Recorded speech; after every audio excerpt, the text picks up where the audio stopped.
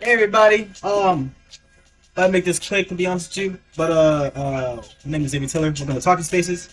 Today we're just gonna be talking about what's coming up in the video game industry and what I think is gonna be good games and what I think that's gonna be interesting. I think these good games, these lineups of games that's coming out, like Budokai Ichi. I remember the last Naruto that the Naruto trilogy already came out. I know I'm late to that. What other games came out in True Motive Fest and stuff like that. I'm gonna be really honest. Down the road with all these new games coming out, and even especially now, the biggest hit right now is Helldivers. I heard that is a great game. Hopefully I'll make a video on that and check it out myself, because I've always been told by my friends that I should check out this game for my own well-being. Which hopefully I get to that point, because right now got other stuff going on to even touch the game right now. But I seen clips, I seen plays, even with Lethal Company is still a good. It's still a game that's still going on with a lot of content still going on. Then I don't know where I'm starting seeing the rise of Roblox, then the decrease of Minecraft. It's crazy. Um, Different departments of the gaming industry, especially with Blizzard themselves having their problems with Overwatch. I heard about it. Haven't came back to the game ever since those problems started happening, especially with the whole PVE. You know, I stopped playing ever since that really took off. Um, in my past few years of gaming, with all these other games involving with COD, obviously, COD, Kingdom Hearts, Breath of the Wild, Little Big Planet, all these other games, even racing games that I also played, that I'm also playing now. Um, I'm not gonna lie to you, even Metal Gears of War. Let's be honest, it was a good game. Now looking at it, how this it's surprising how far we went in graphics and how the mechanics of the games has changed a lot. But it feels like we're getting to the point that we might be at our peak on like content on games are. I'm gonna be honest. It's like it's obviously there is a formula, but that formula has been hit so many times in a lot of games to the point is like it hasn't really progressed that much since. I mean, knowing that one of the bigger news that Microsoft is now done making consoles altogether.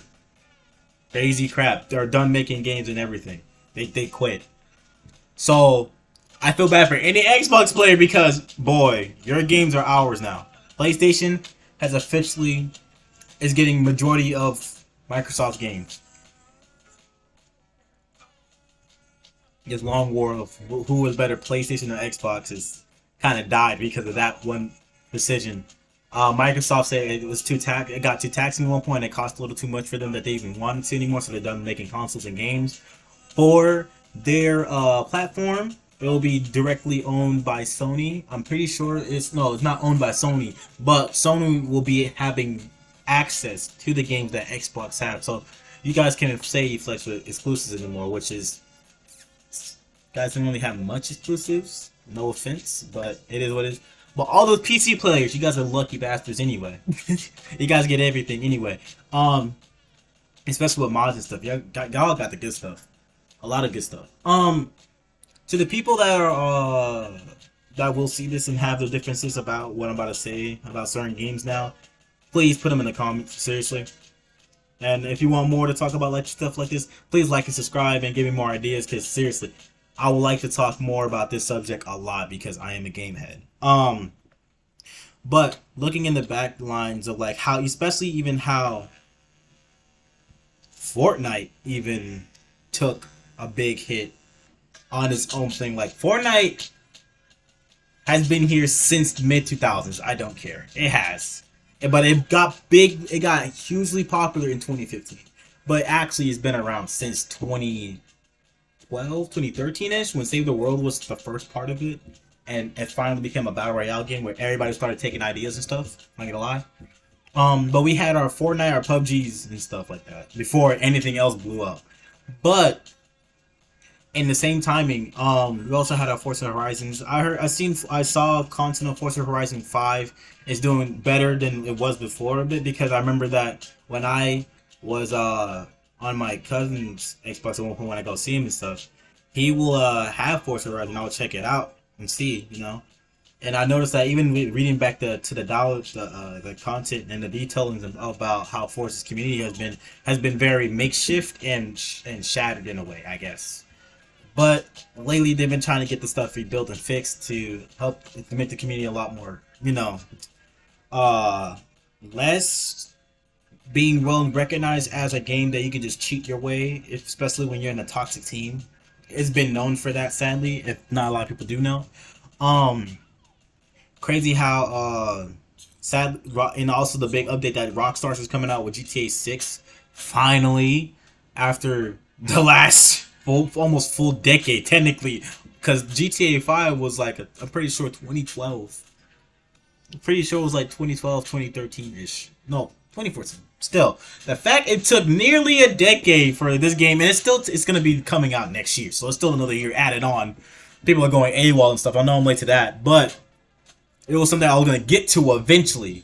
But the factor is that now there's so many games that's finally like older game genres that are finally coming out with a newer game. It's interesting because everybody was talking about we should get a GTA 6 like 4 years later, you know, and these Rockstar was like, nah, we're not gonna do it yet. We're gonna wait. Now we finally get the teaser and update. They're like, all right, don't leak anything or we'll hold it even longer. I remember Twitter feed. I remember when I was on Twitter for a second, a Twitter feed that it brought up that whole little argument because people were starting to leak certain stuff in about GTA 6 that Rockstars themselves don't understand how they even got their hands on it. So they're like, you know what? If you guys keep throwing out this content that we're trying to keep under wraps, we are gonna postpone the game, which is crazy because everybody's been waiting for it to come out. I heard Rainbow Six Siege is doing alright, but it became more toxic in PvP. More so, PvP unranked, apparently. I'm like, I'm not gonna really know much anymore because I haven't touched that game in years, honestly.